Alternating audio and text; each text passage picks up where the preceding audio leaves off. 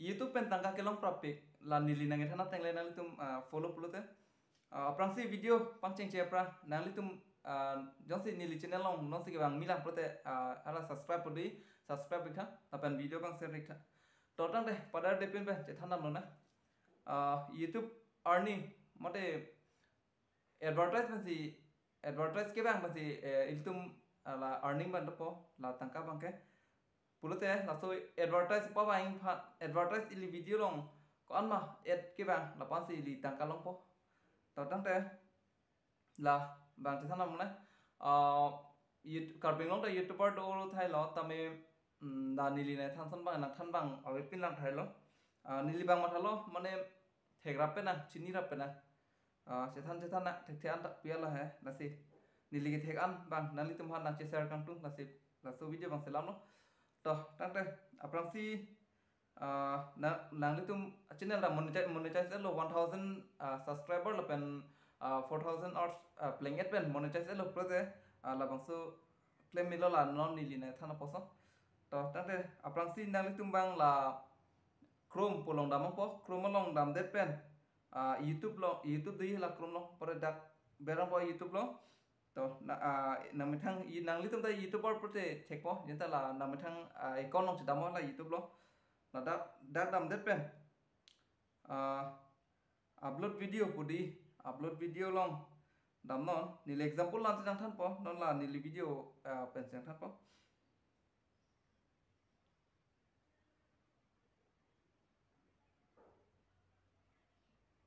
upload video pulong dam det tang te nang tum hala $S de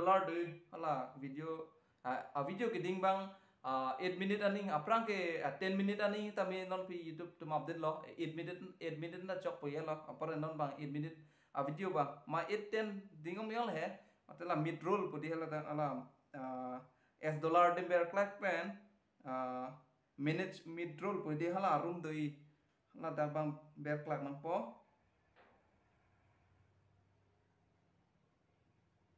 anta ber clack man la lang ekta mi yo la nili ta la sang si bile yo ala ad break di mane la hi chat di la ke mane la lang boy hutta lang boy nang li tum nili video lang boy hutta lang bong alom ad bang det advertise bang det ti man di la advertise pa bang det di phano lang bong hi chat ke nang li tum ta kapre video long thegan long thai bang video long la yellow color pe lang bong hi chat ti hedi la ga sang si claim lo la sang si la mane ang bong long te advertise pa bang piat hedi advertise bang pute earning bang do puyal lo he alama ga nili chini ani nang li tum han cheser lo asila ad break pulong la ili la ta bai li ning ke hang lo mane kana minute ban si advertise pa bang ma ad pa bang ma bang kana second ban si ad pa bang ma bang la ili ning ke hang bang ini ili ning ke hang lo la bang ke a video ke ding bang 8 minute an itu nengi 8 minute an dulu proti la so option bang dopo la bang porque la ad vimi po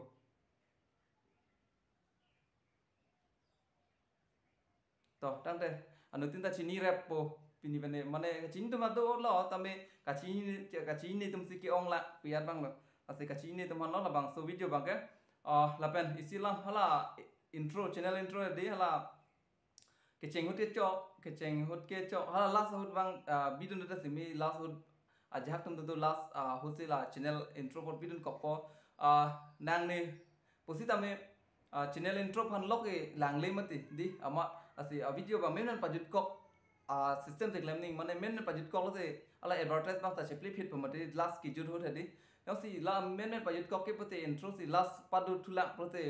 ke cheng ta padu da ki juta padu da pote intro phan lok ili ke chong hong de lo pote hala ili bang upload bang sab so ala advertise bang update po last ki jut hot system he apa earning bang kom chet po asi last bang ke intro ba bibdas ke meji la bang nili ke chini dam teng pote non 8 minute kom se kom 8 minute an dolo pote la non nili than la metro la di ang bong pa dumi lo advertise pa bang mi lo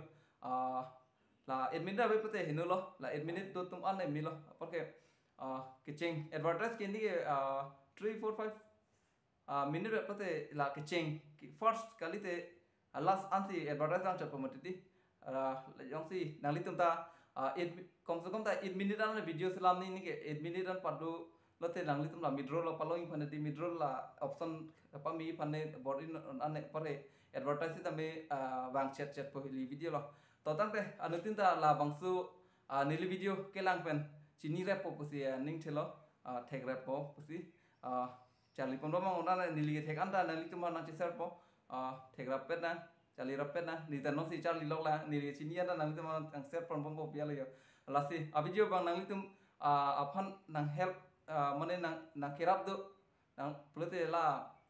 channel bang subscribe tha lapen video bang share tha lapen nang litum ka chi ne son do an sita me nili phan nang ka ju ni ni ha putha la comment long bang ne thanon comment long nang than pelote nili on an pen nang reply dun ji phan se bori pon nang litum aphan karbi youtuber to me non si kaching thur do la mane non si charlie do nok lang la si chethan pon bom pu matik lo mane nili le thek pasita me nalitum nang than pon nalitum le thek pasita me nili phan ta nang than pon me lo che than pon bom la pu cholo la si ke thek the son do an pasita me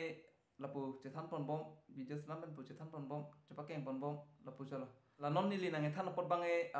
youtuber tum bange kachini ge na solo athe ad dong si bang we prote earning bang kom chat po ke cheng hut advertise bang po pore mo ki youtube pu bang ke sab kom chat po lang bong lom ta advertise pa bang pan la 8 minute ane selam na po video di mane pading pacet pen 8 minute ane pada dona po pore la ang bong min roll vi mi po mati di apa ke first le advertise bang pisi tamila ang bong lom bang advertise bang po ma ang bong lom bang we pisi mi halas bang po last ang we pisi tam first ke cheng hut po jo apon elita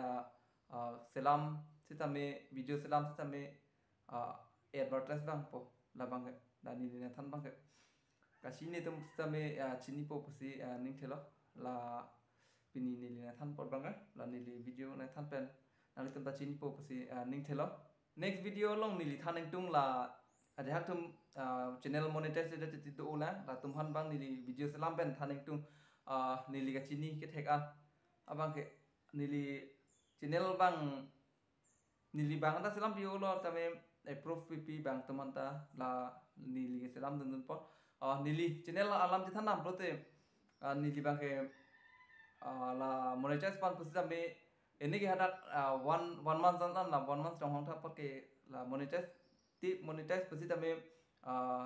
hapu pen gmail bang po pu mate di pore nili bang nili ke apply anta nili ke chat o mane gontai siang bong long lok ti mane me hinu pasita me at yong la nili selam pidun tan anta la nili next video bang la monetize ti tum han bang thaning tung la ko pp pasi monetize der mama de ko son si monetize ning ma ba nili thek an bang che than ni ta thek oli ta me nili thek thatet ma sin nali tum han na che ser kang tung mane nili ke thek ana son nali tum na che ser kang tu para thek ra pe na piat bang nili bang ang ton ta monetize me at mane ang tona channel la monetize at nang po piar bang la ni khiaw ra me la karbi tu par anda ta tang te se thana on la mo on la yo na se la bang so video ni video ke lang penang litum ke theka son long prote ni ni ki sampik lo nang litum ni video ke lang pen ke theka son long prote la se channel bang subscribe ten ik der non la pen video bang share non an se la nang litum ma chi ne son ni than nang than bon po ase do me thak me